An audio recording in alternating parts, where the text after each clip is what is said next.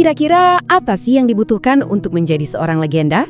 Seringkali jawabannya bukan peristiwa besar, tapi sebuah dedikasi. Dedikasi seumur hidup pada ilmu dibalut dengan kerendahan hati. Nah, kali ini kita akan telusuri kisah luar biasa dari KH Muhammad Arwani Amin, seorang ulama yang jejaknya sangat dalam bagi keilmuan Islam di Indonesia. Oke, biar kebayang ini dia peta perjalanan kita. Kita akan mulai dari silsilah keluarganya yang luar biasa, lalu kita ikuti petualangan panjangnya mencari ilmu, kita lihat gimana beliau membangun sebuah sumber pengetahuan, kita dalami karakter uniknya, dan terakhir kita lihat warisan abadi yang beliau tinggalkan sampai sekarang. Setiap cerita hebat pasti punya awal yang menarik kan? Nah, untuk Mbah Arwani, semuanya dimulai dari keluarganya. Sebuah perpaduan yang langka antara tradisi keilmuan yang kental dan darah bangsawan. Coba bayangin deh, ada sebuah tradisi nggak tertulis di keluarganya, setiap generasi harus ada satu yang jadi kiai. Ini bukan lagi soal kebetulan, tapi udah jadi semacam panggilan, semacam warisan yang harus terus dijaga. Dan Mbah Arwani, beliau ditakdirkan untuk melanjutkan estafet ini. Beliau itu anak kedua dari 12 bersaudara, lahir dan besar di Kudus, di jantung komunitas para ulama. Jadi lingkungannya sejak kecil memang sudah membentuk beliau untuk jadi sosok yang cinta ilmu.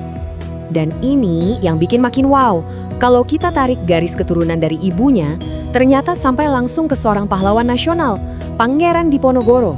Luar biasa kan? Dalam diri beliau mengalir darah pejuang sekaligus tradisi ulama yang sangat kuat. Nah, dengan latar belakang sekeren itu, ya nggak heran kalau semangat belajarnya membara. Tapi yang bikin kita geleng-geleng kepala itu bukan cuma semangatnya, tapi durasinya. Perjalanan beliau mencari ilmu ini bukan lari sprint, tapi maraton. Maraton yang panjangnya puluhan tahun. Coba lihat angka ini, 39.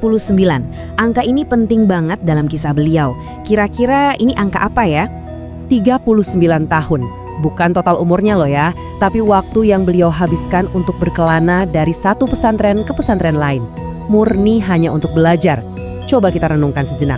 Hampir 4 dekade hidupnya didedikasikan sepenuhnya untuk mencari ilmu. Perjalanannya ini kayak road trip keilmuan sejawa. Dimulai dari kampung halamannya di Kudus, beliau merantau ke Solo, terus lanjut ke Jombang buat berguru langsung sama ulama besar Kiai Hasyim Asy'ari.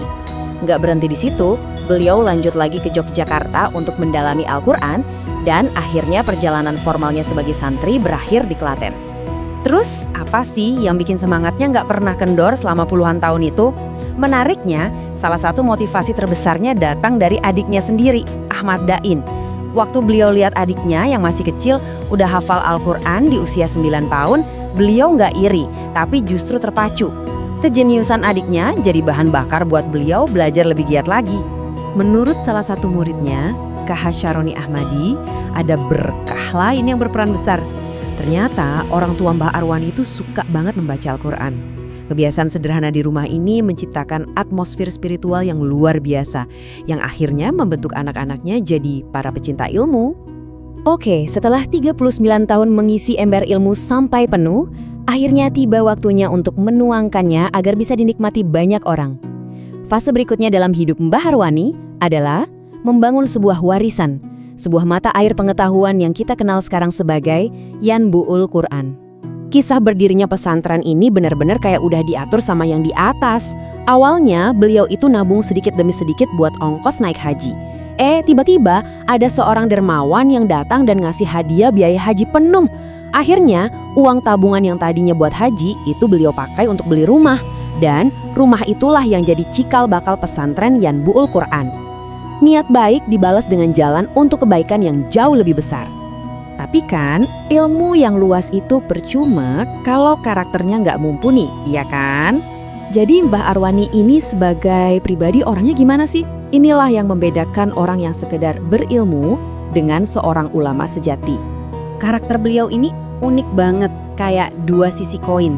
Di satu sisi, beliau itu punya prinsip mengalah. Beliau rela mundur untuk menghindari konflik dan menjaga keharmonisan. Tapi jangan salah, di sisi lain kalau sudah menyangkut urusan prinsip agama, beliau bisa jadi sangat keras dan tegas. Gak ada kompromi. Lembut tapi kokoh.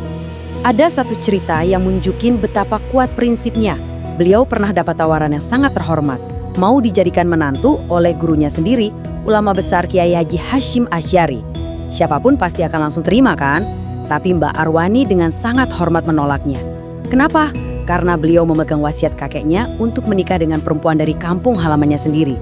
Hormat pada keluarga di atas segalanya.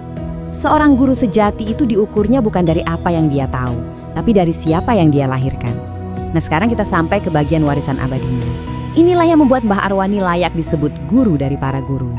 Pengaruhnya itu nggak berhenti di dirinya sendiri. Coba lihat nama-nama ini.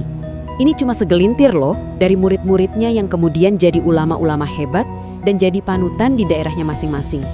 Warisan ilmunya itu mengalir kayak sungai, menciptakan cabang-cabang baru ke seluruh penjuru negeri. Selain mencetak para ulama, beliau juga meninggalkan warisan tertulis. Kitabnya yang paling terkenal, Faidul Al-Barakat, sampai sekarang jadi rujukan utama buat siapa saja yang mau belajar qiraat sab'ah atau 7 cara membaca Al-Quran yang otentik. Ini bukti keahliannya yang luar biasa. Beliau berpulang pada usia 92 tahun, sebuah usia yang panjang di mana hampir setiap detiknya didedikasikan untuk ilmu dan umat. Saat beliau wafat, ribuan orang mengantarnya. Ini jadi bukti nyata betapa besar cinta dan hormat yang telah beliau tanamkan sepanjang hidupnya. Jadi, kalau kita renungkan lagi kisah Mbak Arwani, apa sih yang sebetulnya dibangun dari sebuah kehidupan yang didedikasikan untuk belajar dan mengajar? Jawabannya bukan cuma gedung pesantren atau buku. Yang beliau bangun adalah manusia. Beliau membangun generasi penerus yang berilmu dan berkarakter. Karena pada akhirnya, warisan sejati itu bukan apa yang kita tinggalkan, tapi siapa yang kita bentuk. Dan ilmu adalah warisan yang akan terus mengalir tanpa pernah berhenti.